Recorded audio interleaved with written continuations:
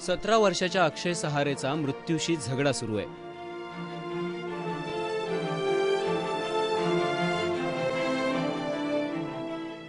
त्याच्या अंगावर चाकू आणि सुऱ्यानं तब्बल 18 वार झालेत, ते सुद्धा क्षुल्लक कारणावरून।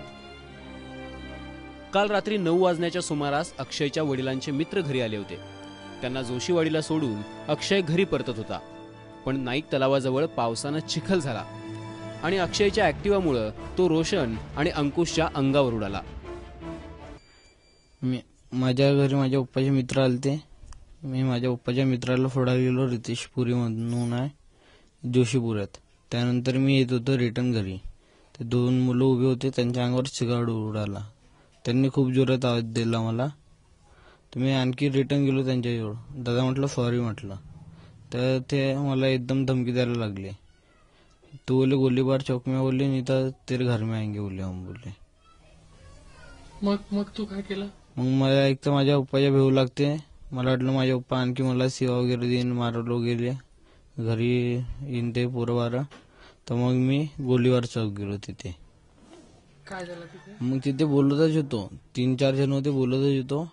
ते एक जण मागून आला, डायरेक्ट पाठीवरचा वार केला।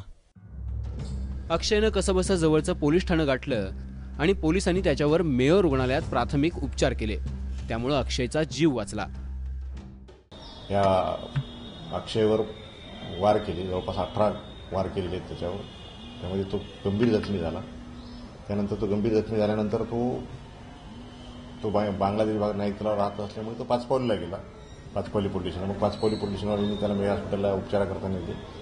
त्यानंतर त्याचा उपचार झाला, त्याची रिपोर्ट नंतर 307-34 प्रमाणे गुन्हा दाखल करण्यात आलेला आहे जीवे मारण्याचा प्रयत्न।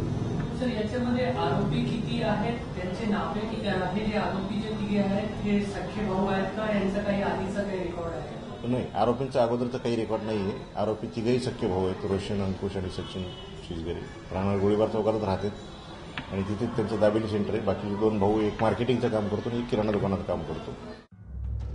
अक्षयचं कुटुंब मध्यमवर्गीय आहे, त्यांचं कोणाशी भांडण नाही, पण रस्त्यावरून जाताना किरकोळ वादामुळे अक्षयचा जीव धोक्यात आल्यानं कुटुंब हादरून गेलंय।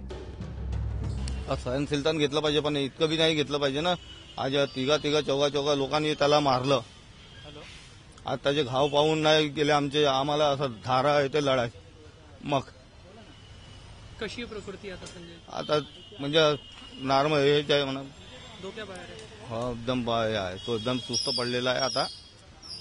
आणि त्याला माझे असं म्हणणं आहे की आता थोडंसं प्रायव्हेटमध्ये नेऊन त्याच्यात थोडंसं टिकमार करेल। नागपूरकरांना दर दिवशी दरोडे, हल्ले आणि गुंडगिरीच्या घटनांनी वात आणलाय। पोलीस फिल्मी स्टाईल कारवाई करतात। पोलिसी वचक नावाचा प्रकार नागपुरात शिल्लक राहिलेला नाही, त्यामुळे सामान्य लोकांना जीव मुठीत घेऊन जगावं लागतंय। रजत वशिष्ठ, ब्युरो रिपोर्ट, एबीपी माझा, नागपूर।